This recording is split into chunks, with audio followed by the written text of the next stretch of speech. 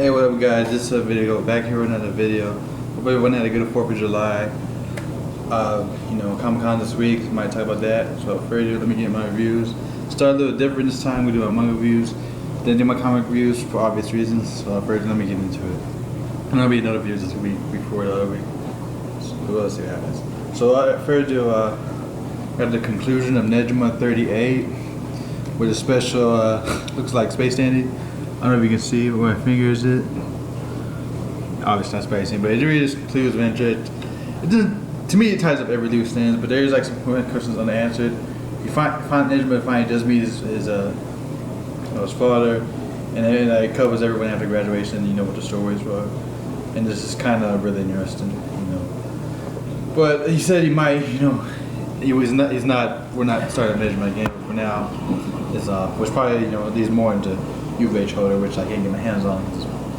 Or at least rare to get hands on. So, second one for my manga picks is again, third issue of this one. I'm sorry if I missed the name. Garage Tunarada, whatever it is. And I haven't read it yet, but it looks like it's continued the wacky adventures, more love interests, and we see more Ron 4 and just more insanity ensues. So definitely, if you're really in that crazy, wacky anime ecchi stuff, check it out for 2D lovers. So for comics, we got quite a bundle, so I'm gonna try to speed it up. First one, I got Clarence, issue 2 of the 4 miniseries. It's just a miniseries of they go like on some field trip, and it's just wacky adventures after that. I can see why these episodes wouldn't be made in a cartoon, but it's just kind of wacky, fun, and nice, especially for the kids who like it. But again, I'm a big Clarence fan, so I liked it. Second one for comics is Starfire, issue 2. This tells you where it left off with the storm rescues everybody. And there's a monster brewing. She didn't fight or meet yet, but then she was coming the next 4 issues of the miniseries. So interesting to see what happens there.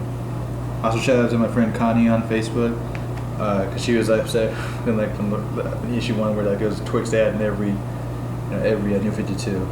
She made a huge rant about it. I'll talk about that in a second. But, then I got Ghost Rider Racers, issue 2. This is a continued story of battle where all the Ghost Racers, Ghost Riders, are competing against each other. And there's like some big developments going to happen in the end. So I'm kind of curious how they conclude it all with that. I definitely pick up if a Ghost Rider fan for any, definitely pick this up. Then I got another second issue.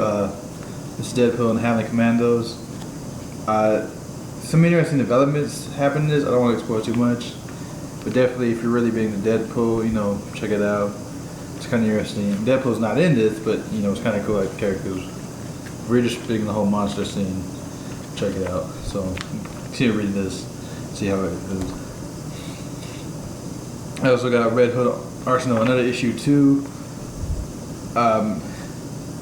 And it continues, their team up, they do work for mercenaries, work for hire as any hosts and stuff, and how's their relationship as best friends, and and teammates, shoes, and then fighting other people.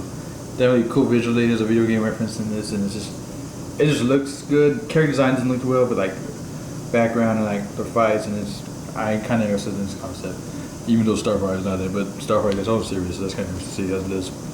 See if ensues happens with that. But we also got Swords of Sora, which continues all the female Dynamite characters battling to give someone epic battles. It's interesting conclude in this 6-part series, and I'm kind of interested to see how it go from there. Definitely love the art style, the character development of these, for obvious reasons. So, put that down. Also, we got the first issue, Vampirella versus Army of Darkness. We got that cover, it's a little kid, spit the variant cover. And it just, not too much happens, obviously, because issue 1 just leads up into everything. But I definitely will continue to read this. A couple of series that are coming out are really big is they're making another Voltron, which I might check out, see how it looks. Of course, Bob's Burgers. You have Vampirella vs. Aliens, and Alice Cooper is getting his own comic again versus Chaos. So that's with this, and those are as well as Red Hood and Sunday. So I really look forward to reading those, seeing how those do. For my last big pile, I got American Girls,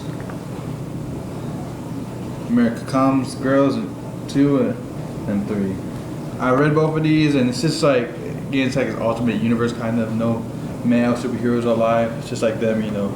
Art-wise, it's cool. 3, there's a really good development with her Raven and her dad, which I thought was really good. Like, I could see this in episode Teen Titans Go, and I just really liked.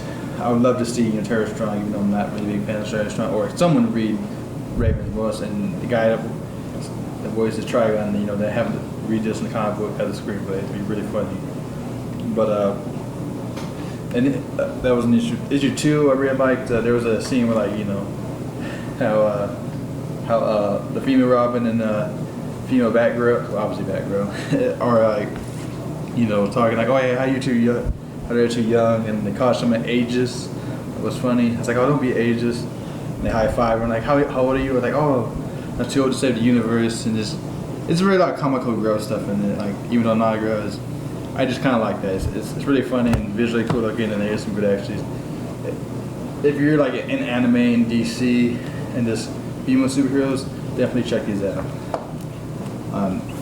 So the last one I haven't finished reading, but I almost done last year. It's Suicide Squad, Volume 5. And this was the break off before you know, the new Suicide Squad. And it just, you know, deals with like all the issues. This is like happens in time necessary Evo and like Crime Syndicate came, so like the Justice League's off, and you know, politics and something's happening there. But we don't know quite what. Well, I haven't read this, but it's kind of like what happens to like short heroes. They Groot Steel, Power Girl, and some other guys, and just kind of interesting to see. Finally, get like a big backstory of King Shark and find out who his father is, as well as, you know, the other backstories of members. It was kind of interesting to see how it goes. So, you know, how it ends. But that's pretty much it. Hitting the 8-minute mark this week. I might pick up Zero Familiars, because, you know, I got the DC codes for that. I was a buy 2 get the 3rd free, as far as Nova, but I have a coupon also for half price today. I saw Zero Familiar over there on Blu-ray, so I might buy that and then do a review on that. So that might be next week or this week, depending on where it goes. Now, further, you know, video go sign up and go on to peace. You guys take care.